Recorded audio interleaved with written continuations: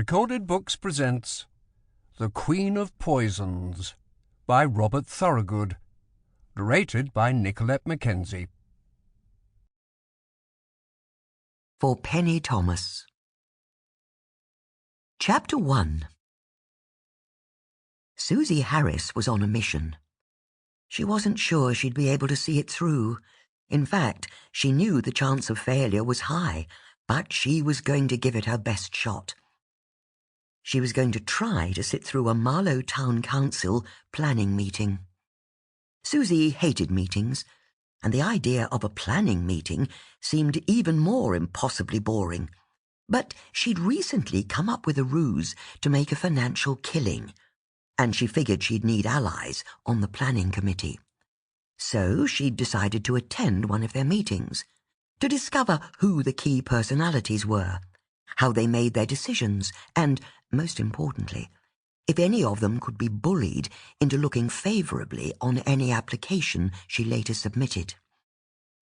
The meeting was being held in the Town Council building, a pretty Georgian house that overlooked the River Thames by Higginson Park.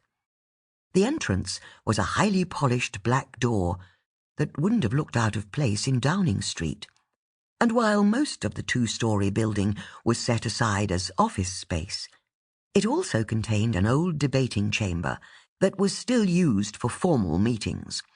Entering it, any visitor found themselves standing on a viewing gallery for spectators, with a few steps that led down to a large room that contained half a dozen desks, filing cabinets along the walls, and a serving hatch that opened onto a little kitchenette. On the far wall, the town's coat of arms of a swan captured in chains was carved into a wooden shield that looked down on proceedings. Like the town of Marlow itself, the debating chamber managed to be both grand and pocket-sized at the same time. On this occasion, a screen and projector had been set up beneath the coat of arms, so the committee could better inspect the planning applications as they worked through the agenda. Suzie, having arrived nice and early, was sitting in the little gallery with a notebook and pen, ready to write thumbnail sketches of the council members, detailing their strengths and, more importantly, any potential weaknesses she could exploit. The first person to arrive was a man in his 50s, who was wearing a pinstriped suit, blue shirt, and a sky-blue silk tie with pink dots on it. He was broad-shouldered, had plenty of swagger about him, and his smile was so natural and effortless that Suzie found her heart gave a little skip. "You here for the planning meeting?" he asked. "That's right," Suzie said, before reminding herself that she wasn't, in fact, a schoolgirl who found men attractive just because they had a sharp jawline. As he squeezed past her and trotted down the stairs to the chamber below, he lifted his elbows to show how very fit he was, before striding over to a desk where there was a pile of printouts already waiting. "Are you here for a particular application?" he asked.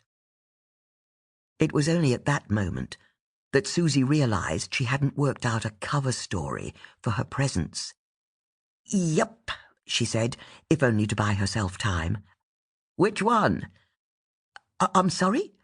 If you've got interest in a particular case, it's important we hear what you have to say. What application are you connected to?"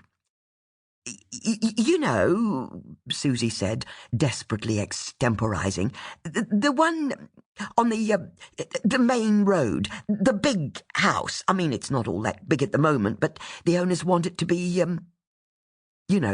bigger." Even ever-optimistic Suzie could see that her cack-handed explanation had confused the man, but before he could ask any follow-up questions, the door opened and a woman entered.